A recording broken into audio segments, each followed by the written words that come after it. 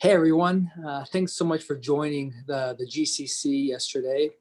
As you all saw, it was pretty action-packed and tried to just really cram in as much as we could. So we weren't able to get through a whole bunch of questions. So Julio and I decided to get together and go through them all and give you a couple of different perspectives.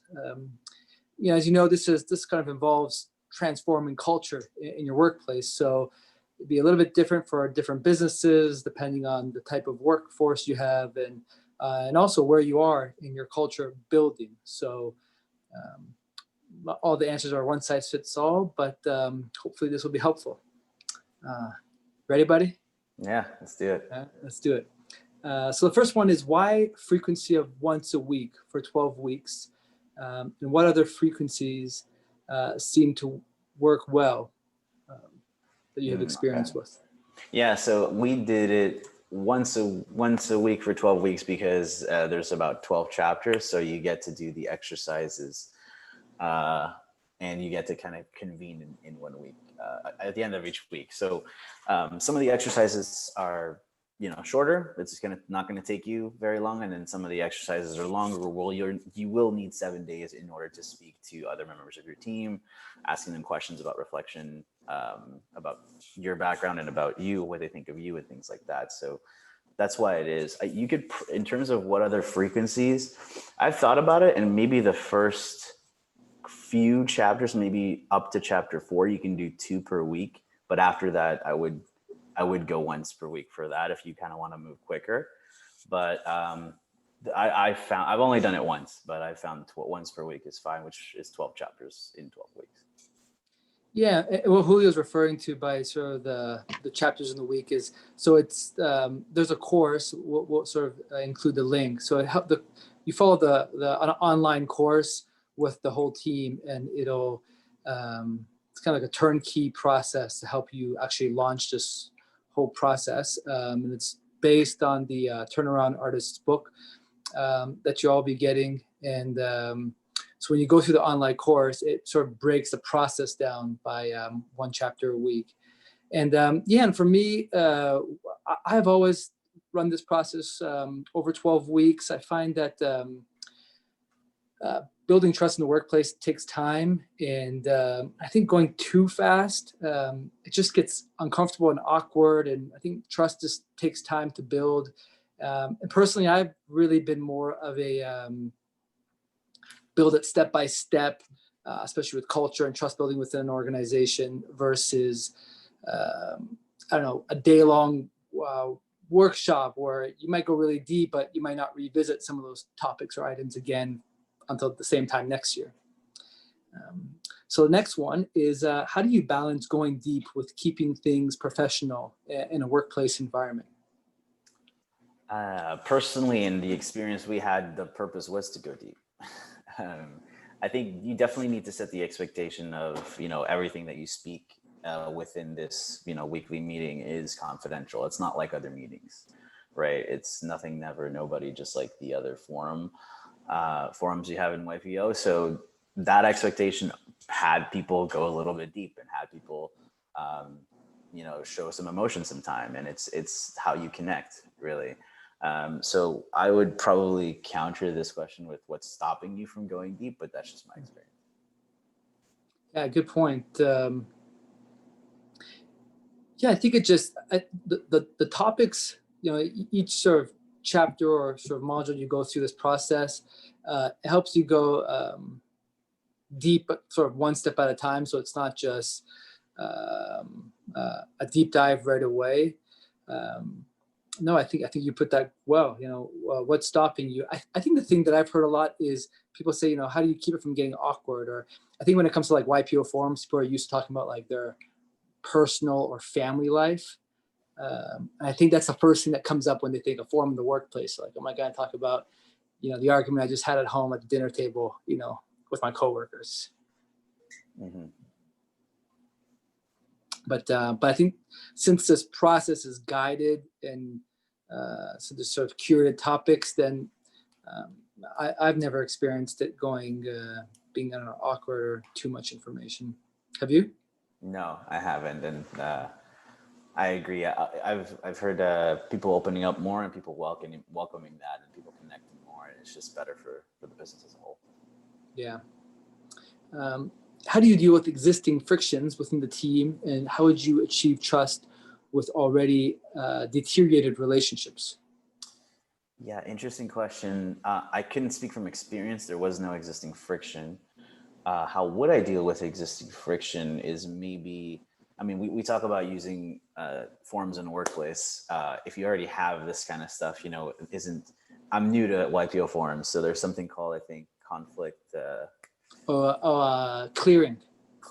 Issues clearing. Yeah. There you go. Issues clearing. That's So right. maybe a version of that. I mean, that stuff's really powerful too. There's a whole, guide to doing that. I wouldn't be opposed to kind of using that if you have existing frictions, because it is pretty powerful. And again, just like forums, it is something that's the top executives use in the world. So that's probably my advice for that.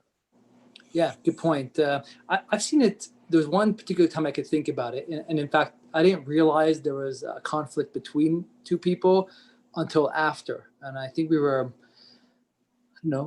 5-6 weeks into it, and one person actually mentioned to me after that, there was just something going on between two people, and they just hadn't really addressed it. They were just sort of being civil, but somehow through this process, they just kind of came to an understanding, and it just cleared the way. So that's really I guess the one experience I could think of.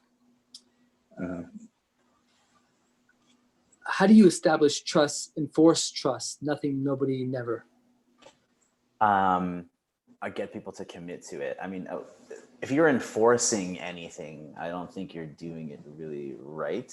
I think maybe clearing issues will, if you do have an issue or a worry of someone not adhering to nothing, nobody, never within this sort of forum in the workplace, then you have sort of maybe some issues clearing to do or something like that. But you should start it with, I mean, the organic commitment that people have to it. You should be able to trust that, in my opinion. That was my experience. Yeah. I've never really had an issue with it, particularly since, given the topics that were, the process is curated with topics that are, people will share, but it's not. I guess it's not so. The things that we're sharing is not so intense or severe that it doesn't lend a lot of opportunity to break confidentiality. And I think because the first few issues or topics of this process are, kind of what I call softballs, that I think throughout this process, that confidentiality builds. People just got to get used to it. Especially, it's not something we typically talk about within organizations. Is building this discretion and confidentiality. So I think people just get used to it over time. That's what I've seen. When thinking about the purpose for the forum, are there topics that lend themselves more to this process?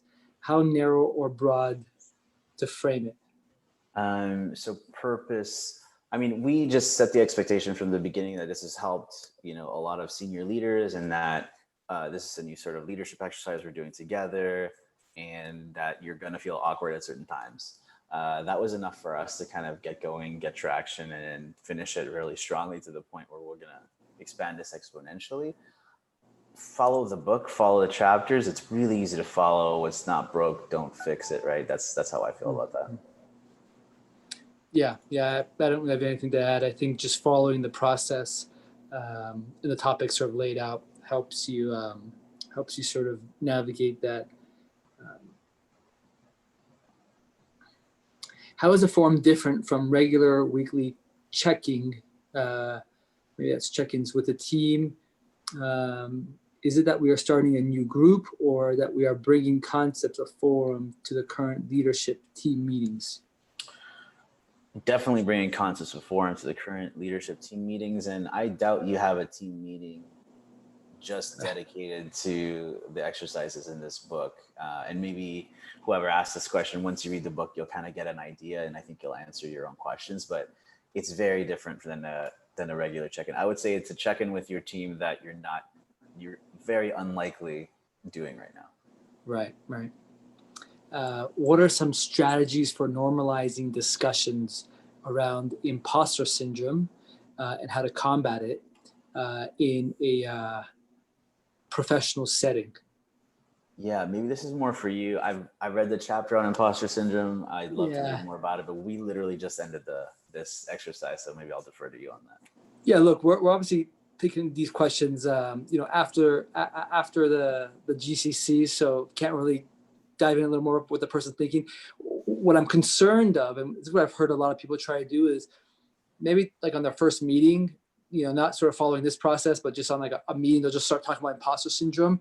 And I think that's where the mistake is. And I've heard a lot of actually YPOers do this, where they'll dive into like pretty intense or vulnerable conversations without a lot of ramp up.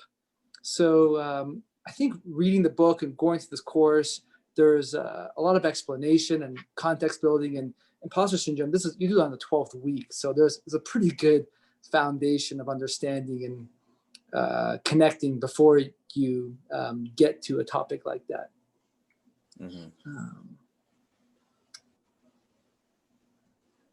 So next one, when associates really open up and things get personal, is there a danger to cross certain HR lines? I'm wondering what HR lines this is referring to. Again, like one of the first questions, the point is to kind of go deep. Maybe they're talking about immunity in certain cases. I think there might be just sort of over worry on how deep you can get in certain topics, but I'm not sure. Yeah, I think often people sort of think about, again, like just taking like a traditional YPO forum and just planting it into a workplace. And yeah, I wouldn't do that. But I think when you're going to go through this forms of work process, these 12 different topics, they're pretty specific topics, and they're topics that lend themselves to opening up, but it's still within parameters that keeps it professional and appropriate for the workplace. Yeah, actually, that's a good point. Like, it's definitely not taking the YPO forum and putting it in your business. I think you and I discussed how it's different in certain ways, and then we talked about it kind of evolving in certain situations, especially after the call. There were so many different people that had different kind of challenges where this could work, not necessarily in the way that maybe even I did it, but the book will guide you. And I think that guiding and will really help you initiate forums in the workplace how it's appropriate for you. Right. When starting to share ownership for meeting lead, how did you coach the person moderating? This is a good question.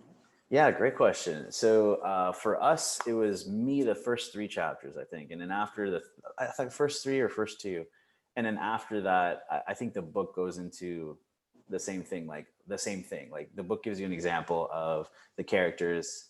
The leader, Eddie, in the book says, now I'm not going to be the forum leader next time. You're going to be the forum leader. And you say the rules of the forum, and then you kind of lead the meeting and how people are feeling and sharing experiences and empathizing and things like that. So because as soon, I don't know if that was chapter 2 or 3, but as soon as that happened, I said, that's what we're going to do. So next meeting, I'm calling on this person to be the lead.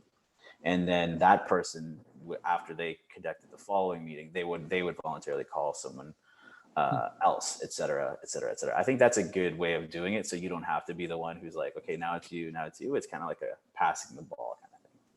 Yeah, I think that's great. I think, I've done the same thing. I sort of model it for the first few sessions. And it's pretty simple stuff. It's sharing the forum protocols, engaging with questions, and anyway, it's a learning process. So pretty easy to adapt. And also you're reading the book and going through this course, you're watching another team do it. So it's kind of easy to model it from there. Did each forum develop its own personality, and were there any unintended consequences of mixing forum groups? I can speak to that since I've sort of seen it sort of organization-wide. Yes, absolutely. Personality, of course, that every forum, every members are different. So I've seen it sort of on a manufacturing plant floor, and Yeah, it's interesting. They do different. They do take different roles, and even I sort of see people carry on. I think we talked about, you see sort of forums on the plant floor, or even a forum in the people huddling around like in the parking lot after work. So and was there unintended consequences of mixing forums? No, I think going through these processes and mixing the groups just gave an opportunity for people to get to know each other in a really dedicated way, in a very sort of deliberate way. Let's see, where did you have the least amount of success running a forum? What you feel was the biggest contributing factor? I can take that one also. The biggest mistake was launching this. This happened once. It wasn't with my company. It was with actually another company. So they launched it with like the middle management team, and the senior leadership didn't really adopt it. And I think that's one of the great things about what you did, Julio, is you just started from the top and are working your way down. And the issue there was, I mean, this group transformed, but actually there was a misalignment with the senior leadership team who wasn't really adopting a lot of these attributes and these qualities of a forum. Mm-hmm. So did each group develop its own? We did that already. We did that. At the end of 12 weeks, how many forums continued on? How many were dissolved? I can take that also. It was pretty organic. I mean, some groups, we in my companies, we've always sort of sought to sort of change them around and shake them around, because what happens is it's people developing relationships. So it's really more about people connecting and getting to know each other really well. There have been cases where some forums just want to stick together, and they might start doing that on their own time because they just connect in a different way. Julio, did you have your team members read Ahad's book? No, we started just with the online sort of system. And one thing was having Ahad release one chapter per week where they could not read ahead, because I know my group and I know they would read ahead, but I really wanted them to read, do the exercises, and really dedicate themselves to the exercises without being tempted to read ahead. That was one of the things. That's what we did. So Julio's referring to the course.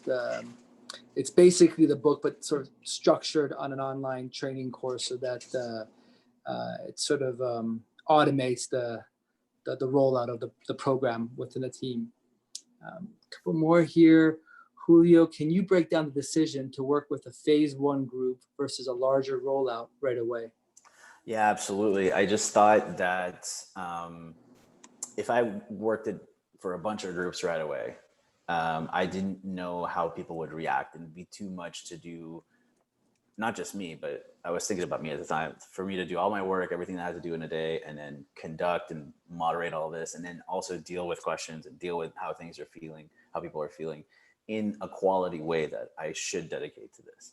So there was that motivation. I think I didn't want to extend myself, and I also didn't want to kind of overexpand the team members that would be doing this. So I chose my VPs to do this at first because I wanted just a small group. There were 7 of us. And I wanted to really dedicate myself to that group the first time around, because I had only gone through it once. So I wanted to go through it again with them. And then now we have the data and just advocates for this in order to spread that across the company. Whereas with larger groups, I wouldn't have dedicated as much of my time and maybe not as much of my focus as well. Right. Great. We are a regional company. We are spread over multiple countries. What is the recommendation on how to do this and not having the in-person interaction in order to accomplish this engagement? Yeah, so if you remember about me, we've been a remote company for 10 years. So we could only have done this in a in-person setting. They were just as well. It was fine. It was video calls. Sometimes it wasn't video calls, and it still worked really well. That's really all I could say to that, really. Yeah, I've been part of this with full remote teams also. So I think it really sort of lends itself to not really having to be in person. Then Julio and Ahad, have you merged this with proper curriculum like sales training or manager training? We just went through this, like, so 2 weeks ago we finished. So no, but not yet. But I've thought about this. I've thought about adding this to questions from our leaders to their teams in their performance reviews, just to get some kind of feedback with certain things. And if you read the book, you'll know what I'm talking about. And essentially, we did go through. This was sort of a leadership training exercise for 6 of my VPs. So yes, and they're going to try to expand it. So I haven't yet, but I see that coming. Yeah, great point. I think a lot of it sort of encapsulates a lot of leadership manager training, leading with questions, giving positive praise, giving feedback. So it incorporates a lot of that. And then I think after you've gone through it and you've launched it and you've established that forum culture, then, in subsequent meetings, you can really talk about any topic really and kind of start designing your own curriculum. How do you break up a large 20 to 30 person executive team, a big executive team? I guess I would do a sample of like maybe 4 to 7 people at first, and then I would expand it. What happens there is that like the other executives are probably going to be like, what are these guys doing? And then these people are going to come back to it and be like, we just did this incredible exercise. And you kind of, people get excited about it. So it's kind of like a great, like another side benefit there. Yeah, it's great to cause sort of ripples and get people curious about it and, absolutely, build that momentum. Last but not least, will the associate forums, these are the HR leadership or the COO forums we're launching, be moderated by experienced forum members or CFFs? So they will be not. They won't be. We're actually using this program to help launch it. So people are going to learn just like regular YPO forums to self-moderate. All right, we did it. We knocked it out. Excellent. Yeah. Thanks for joining, buddy. And thanks you all. Thank you all for listening. Hope this is helpful. And if you have any questions or more concerns or questions, don't hesitate to reach out. Thanks, everyone. All right. Thanks.